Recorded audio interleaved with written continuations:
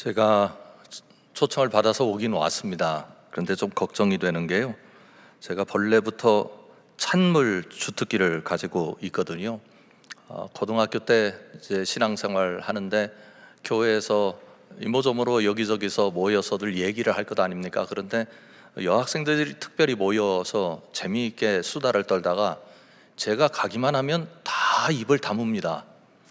이 어찌된 일일까? 그래서 이분들만 그랬겠지, 그렇게 생각을 하고 다른 때 또 한번 시도해 봤습니다. 그랬더니 다 입을 다물더라고요.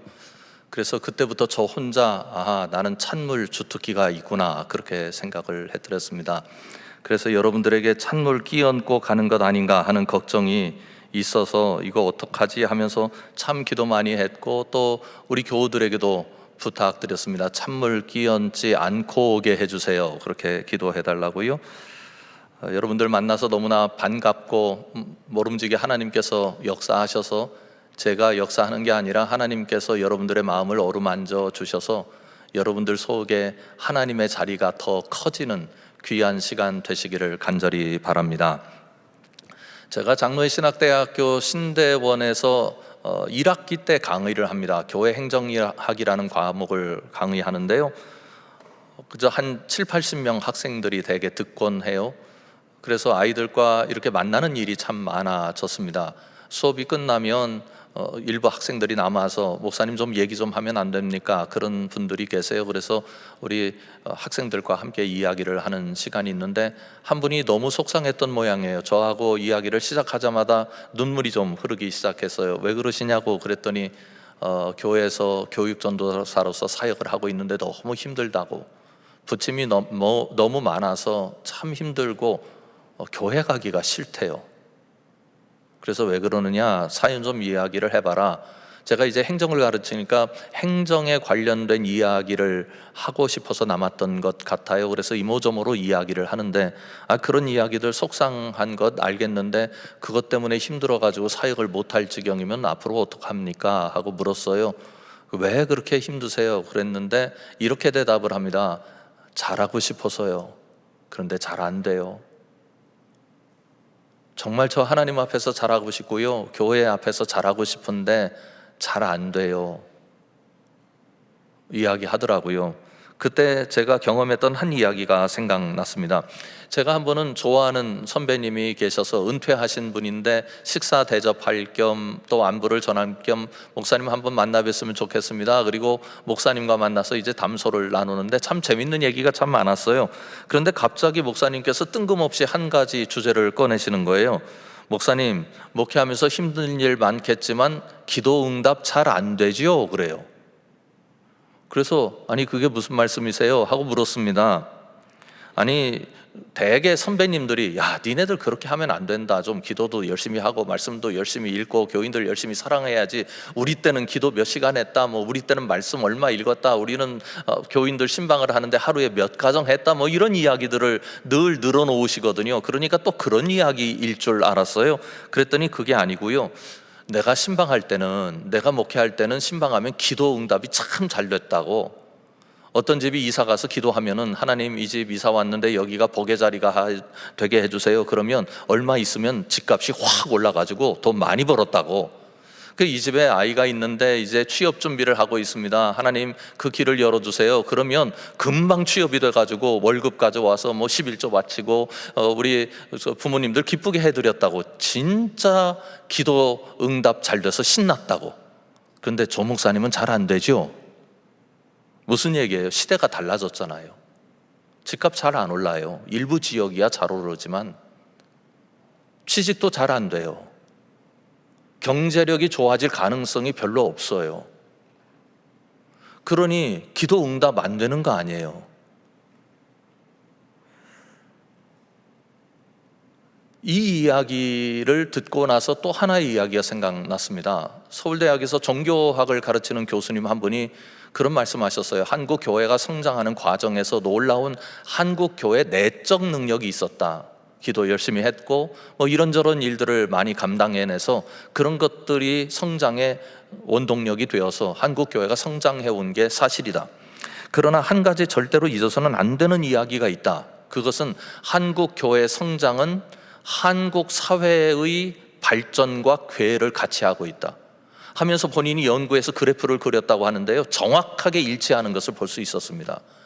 하나님께서 은혜를 베풀어 주시고 교회가 주님 앞에 헌신하고 민족과 국가를 위해서 헌신한 것 사실입니다. 그래서 우리가 그걸 자랑거리로 여기긴 여깁니다만, 한 가지 우리가 잊지 말아야 할 것은 어떤 것이냐면, 꼭 그것만이 그렇게 만든 건 아니다.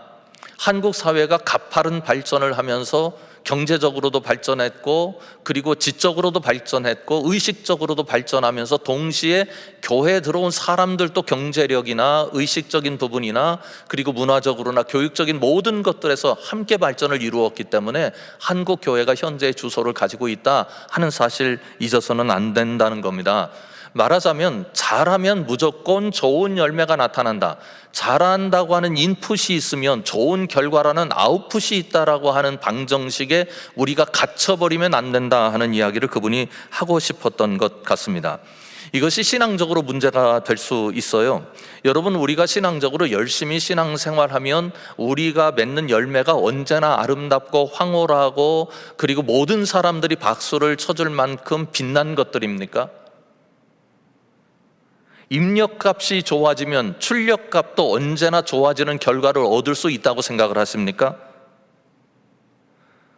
여러분 생각을 해보세요. 예수님이 십자가에 달려 돌아가실 때쯤에는 많은 사람들로부터 거부를 당했습니다. 거절당했죠.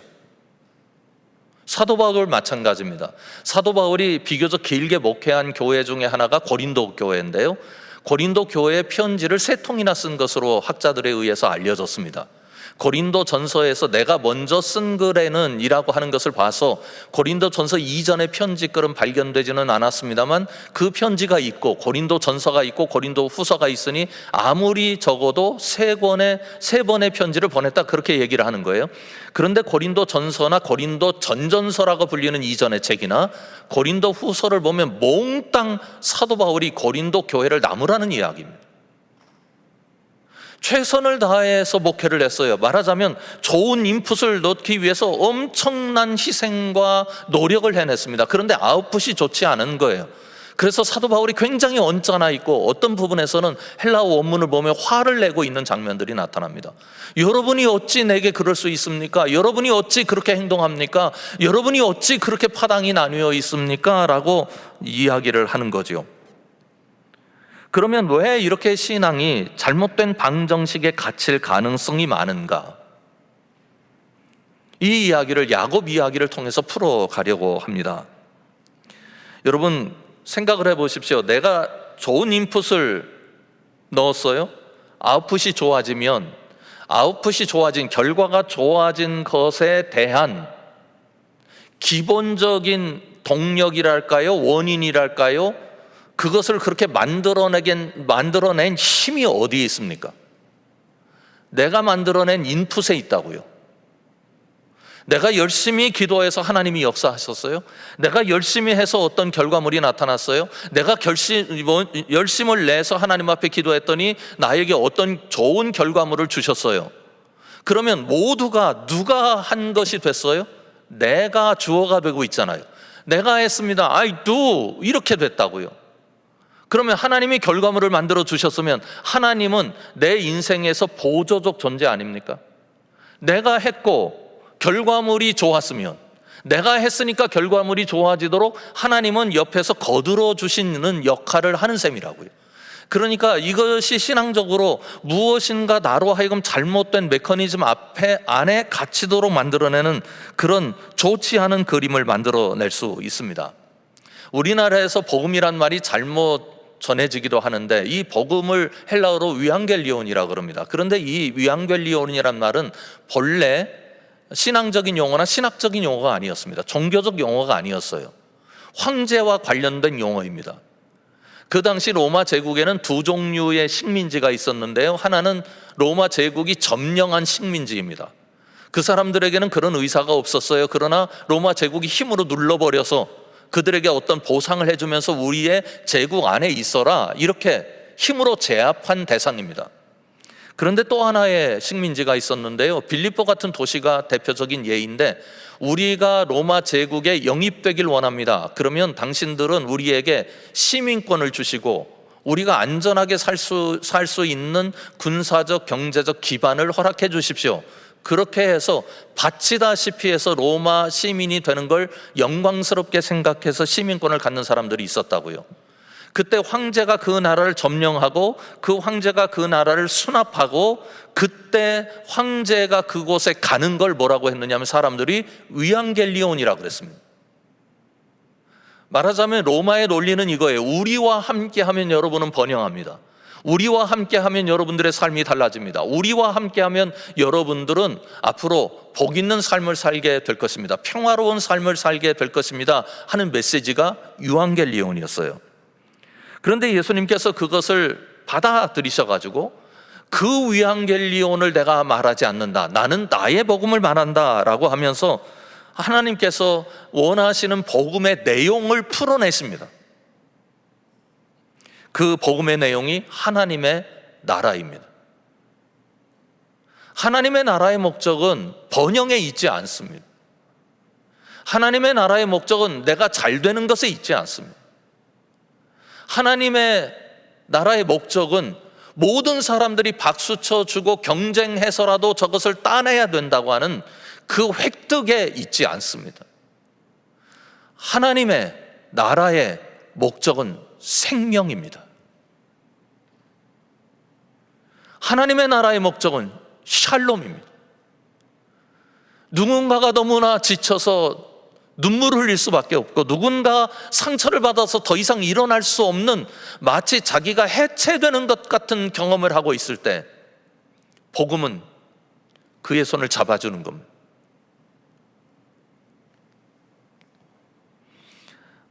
제가 아는 권사님 한 분이 계세요.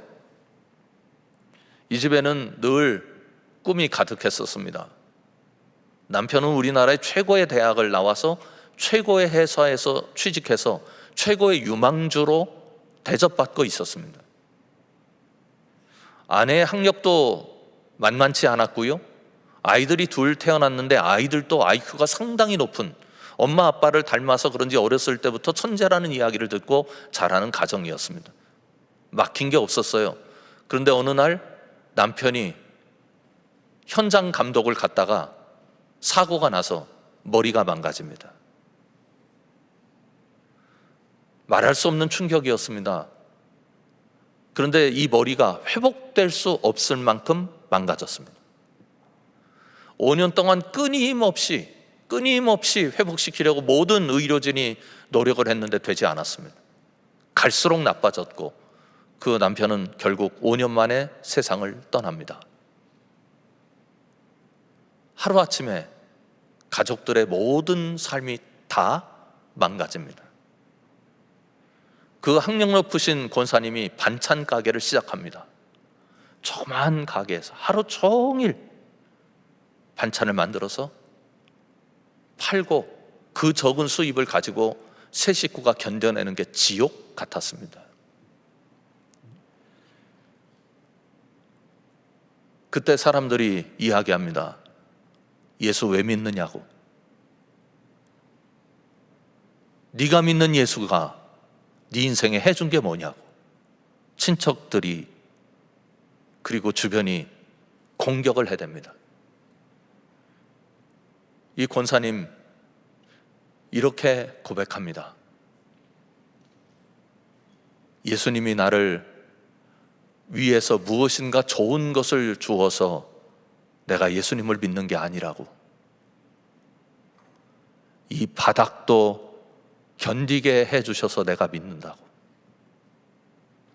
이 바닥도 견디게 해주셔서 믿는다고. 그런데 여러분, 제가 그때 얼마나 그 권사님과 펑펑 울었는지 몰라요. 그런데요, 이게 엄청난 역사로 나타나더라고요. 동네 아픈 사람들, 동네 절망하는 사람들은 이 권사님에게 모여드는 거예요. 나는 지금 못 견디겠다고 그러는데 어떻게 저분은 견딘다고 고백하지? 저분을 견디게 한 분이 예수님이라면 나도 그 예수님과 관계하고 싶어. 그래서 오는 거예요.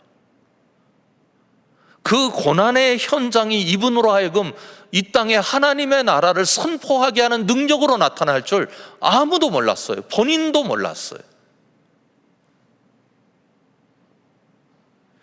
보십시오. 야곱이라는 사람이 이 땅에 어떻게 태어났습니까? 뱃속에서부터 그 형의 발꿈치를 붙잡고 있었던 동생이었거든요. 이 땅에 태어났어요. 그런데 누구보다도 야망이 많았고 누구보다도 비전이 많았어요. 아브라함 같은 경우에는 하나님을 첫 번째 만난 사람 아닙니까? 하나님이 누군지 몰랐어요. 그런데 하나님이 갑자기 찾아오셔서 너 나를 따르라 그러니까 아브라함이 보일 수 있는 건 둘 중에 하나예요. 순종하거나 순종하지 않거나. 그런데 아브라함은 순종했어요.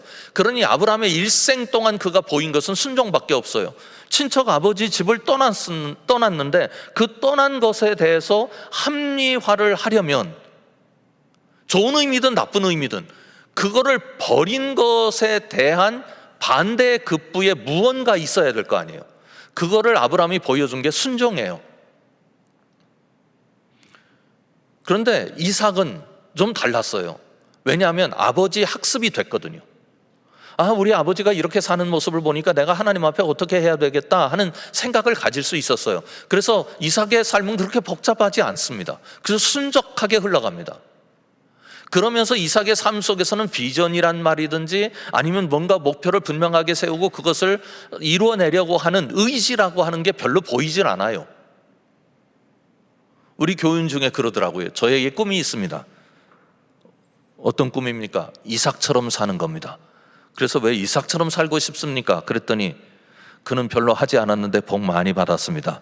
나도 그러고 싶습니다. 정말 그래요. 그냥 순적하게 인생을 그냥 흘려보내요. 그러니까 그 가문의 족장의 히스토리에서 이삭이라고 하는 사람에게서 비전을 찾아보고 뭔가 새로운 도전을 찾아보는 건 어려운 거죠. 그런데 이거를 도전하는 인생으로 비전을 찾아가는 인생으로 바꿔낸 사람이 누구냐면 야곱이에요. 그는 뱃속에서부터 도전했어요. 그런데 그의 신앙이 그것과 맞물려가는 경험을 하게 됩니다. 뭐냐면 그의 어머니가 받았던 하나님께서 주시는 말씀이었어요. 창세기 25장 21절 이하를 보면 이렇게 되어 있습니다.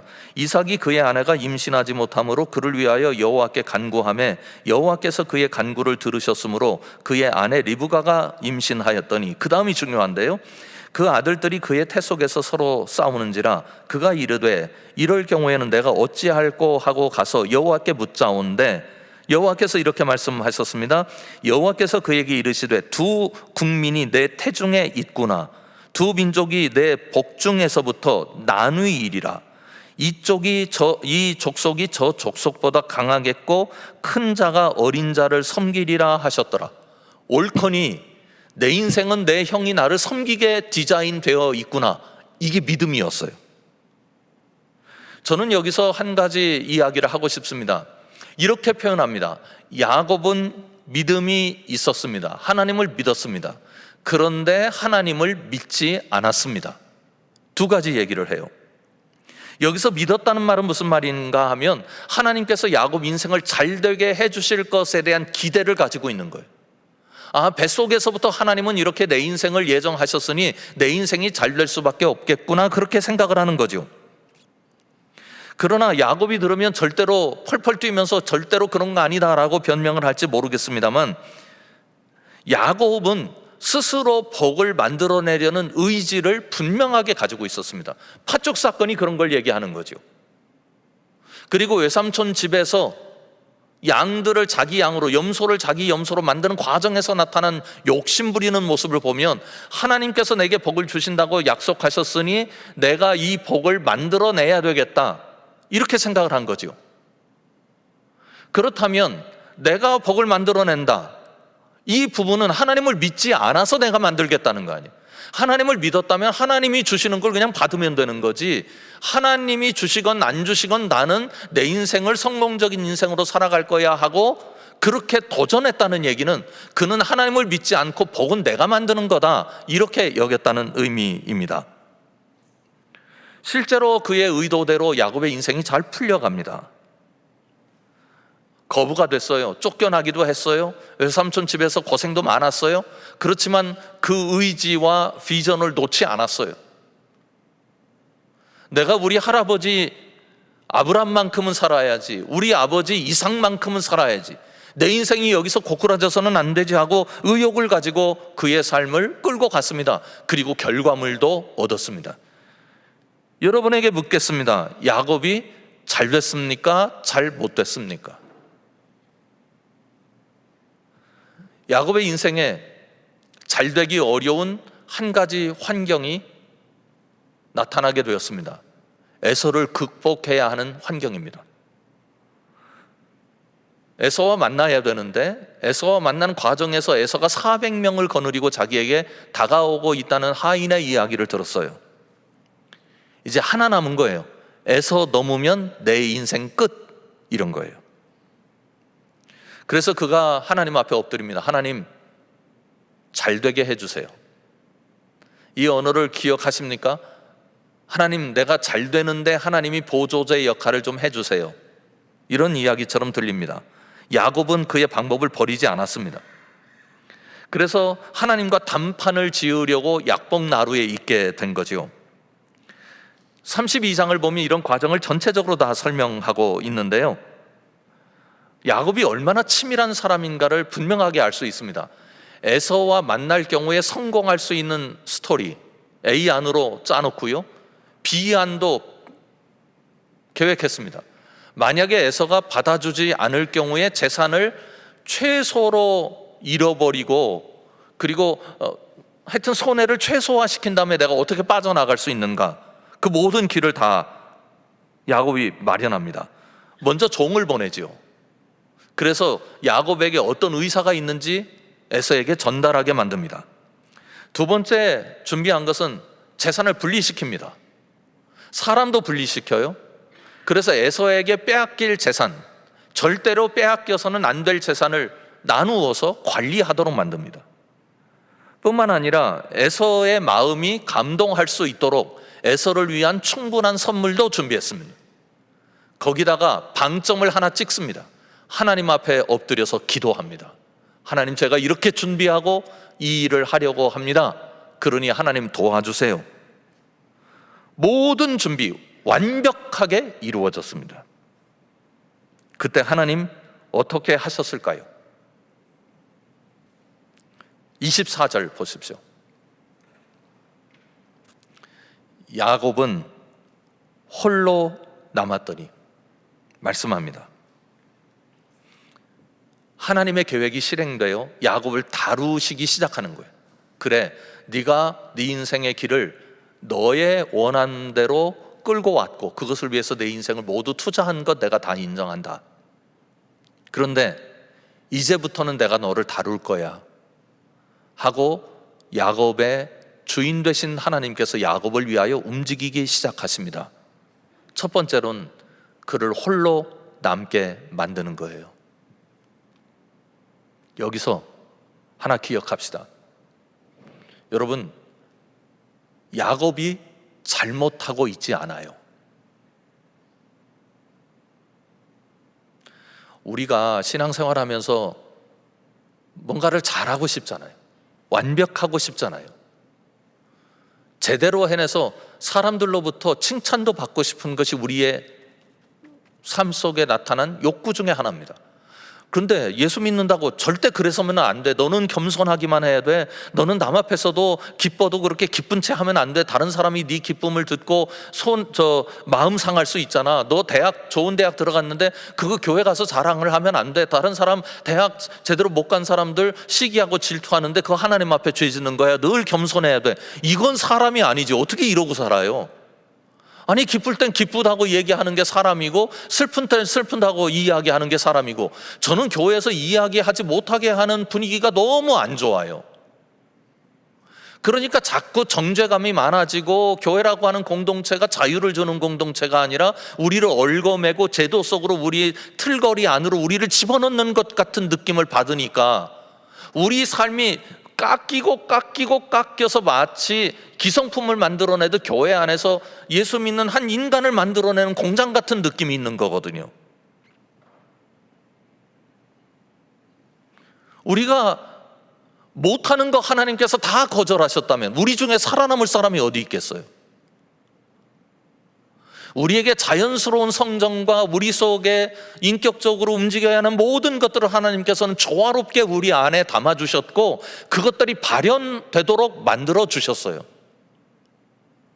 자랑하고 교만하기 위해서 내 인생을 사용해서는 안 되겠지만 내 인생의 기쁨과 슬픔 그리고 좌절과 성공 이런 것들을 다 일정의 하나의 방 안으로 집어넣어 놓고 그 방에 다 가두어 놓는 것은 옳지 않은 겁니다. 하나님 원하시는 게 아니라고요.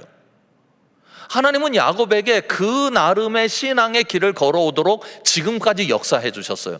저는 여러분들 공동체가 지금까지 신앙의 길을 감사와 영광으로 하나님 앞에 고백할 수 있기를 주님의 이름으로 축원합니다. 괜찮아요. 문제 그렇게 없어요. 그러나 하나님께서는 우리에게 이런 과정들을 통해서 갑자기 어느 날 갑자기 어떤 인물을 만들어내시는 게 아니라 이런 과정들을 통해서 우리를 계속 빚어가신다고요. 성경을 보면서 너무 스트레스 받지 않으셨으면 좋겠어요. 왜냐하면 성경은 우리에게 꼭 필요한 이야기만 적어놓은 겁니다.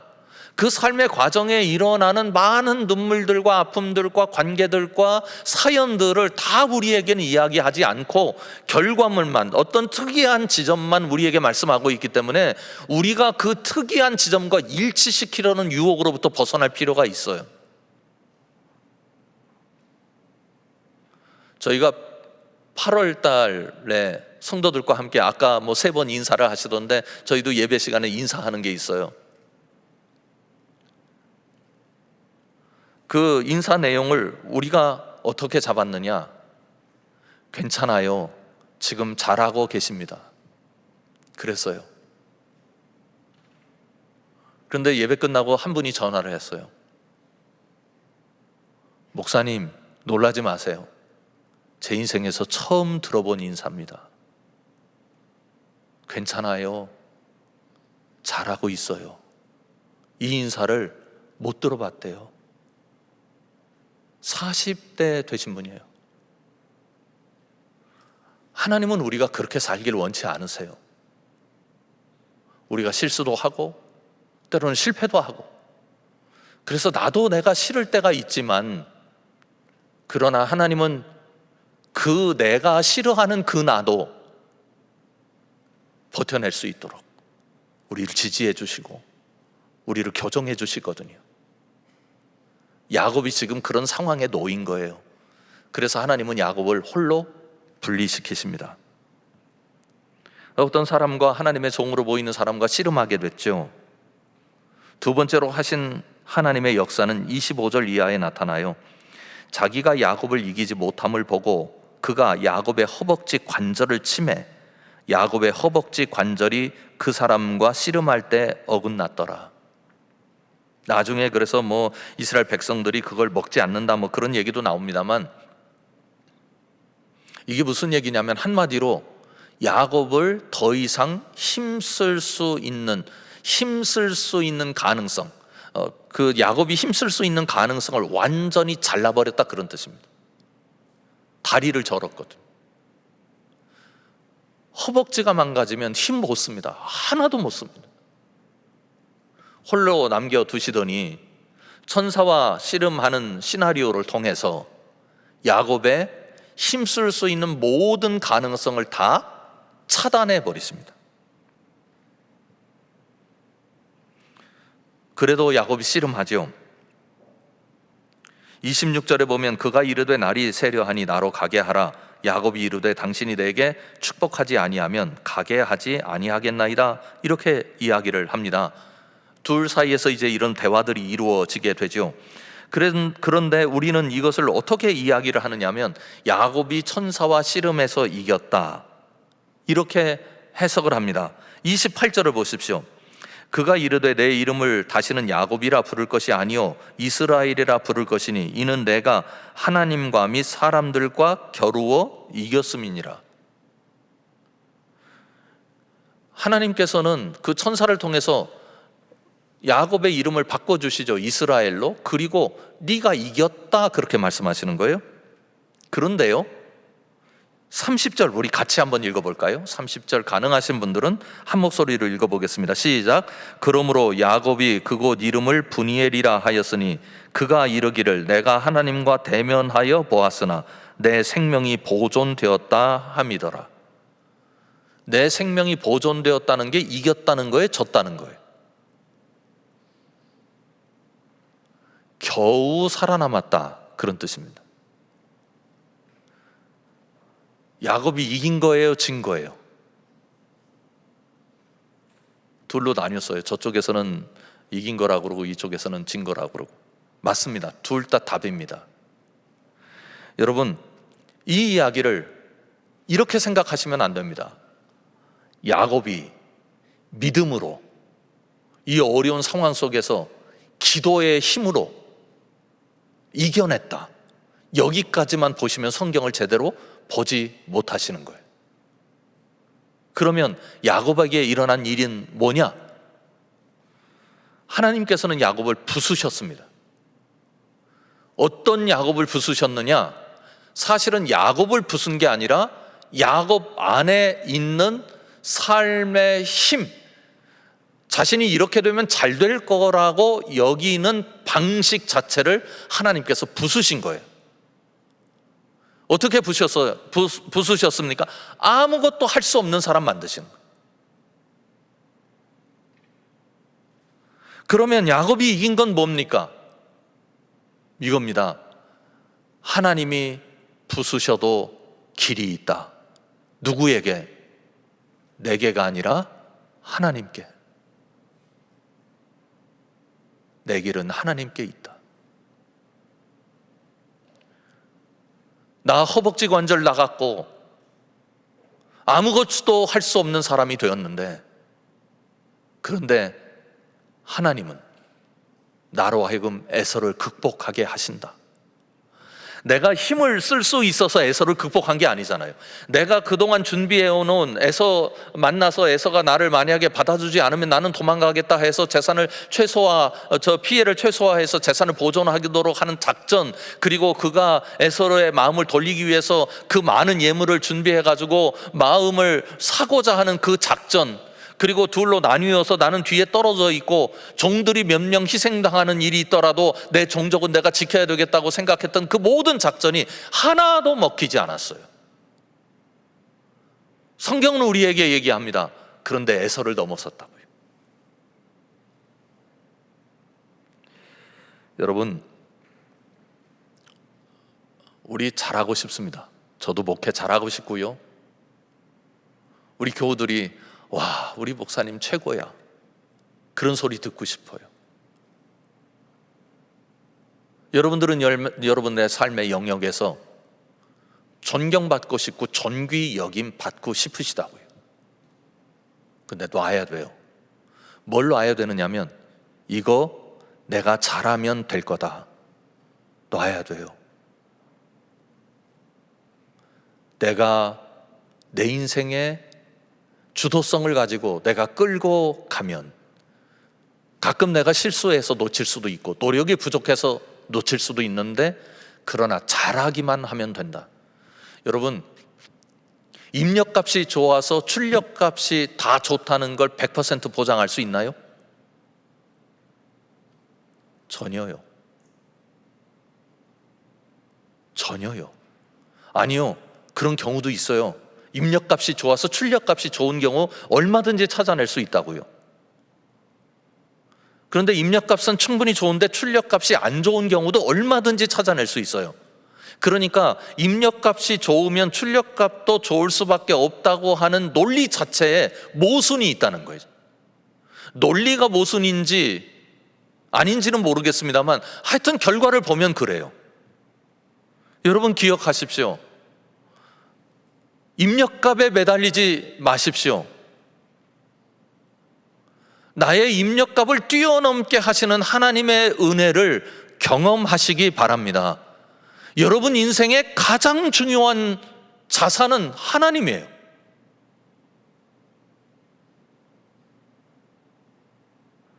한 가지 이야기를 하고 마치려고 합니다. 제가 이제 유학을 준비하고 학교 입학 원서를 받아놓고요, 비자를 신청했어요. 벌써 뭐 20년 전 훌쩍 이전 일이니까 나이 늦게 공부하기로 마음을 먹었는데, 그리고 교회를 사임하고 제 비자 받고 공부하러 가기로 한 건데 비자에 미끄러졌습니다. 그런데 누구도 제 비자 서류를 보고 미끄러질 거라고 생각을 안 했어요. 그래서 가벼운 마음으로 비자 신청을 했는데 미끄러졌다고요. 그런데 그 당시 비자를 재신청하려면 적어도 1,500만 원 정도, 1,800에서 1,500만 원 정도가 있어야 된대요. 세상이 그럴 때였어요. 그런데 제게 그런 돈이 어디 있으며 이 돈을 들여서 학교를 가야 되는가 하는 생각도 왔습니다. 그런데 교회는 사임해 놨고 참 난감한 처지에 빠지게 된 거죠. 우리 모두 시르에 빠져 있었습니다. 그래서 이제 비자가 가능한 쪽이 어디 있는가 열심히 찾기는 찾아봐야 되겠다 생각해서 열심히 찾았다고요. 그런데 어디서도 받아낼 수 없다는 답만 옵니다. 제가 한 웹사이트에 들어가서 제가 상황이 이런데 가능하겠습니까? 그랬더니 답은 안 오고, 목사님 뭐 그리 걱정이 많으세요? 하나님께서 목사님을 사용하실 계획이 있으실 겁니다. 그 얘기는 나도 할 수 있겠다. 내가 지금 그 답을 요구하고 있는 게 아니잖아요. 그리고 나서 아내한테 이렇게 답이 왔는데, 이분 참 재밌다고, 구체적으로 길을 알려줘야지 이런 얘기나 하고 있느냐고. 그랬더니 아내가 제게 그리 말하더라고요. 그런 말이라도 좀 담아놔. 한 대 맞은 것 같은 느낌으로 이분이 그래도 나를 위로하시는구나, 그런 생각이 들었어요. 그런데 또 웹사이트를 찾다가 이틀 만에 비자를 받아줄 수 있는 길이 있다, 그렇게 이야기를 들었어요. 그래서 갔더니 미국 변호사더라고요. 전에 영사 역할을 했는데 빠져나와서 변호사하고 다시 몇 년 있다가 영사로 들어가는 사람이래요.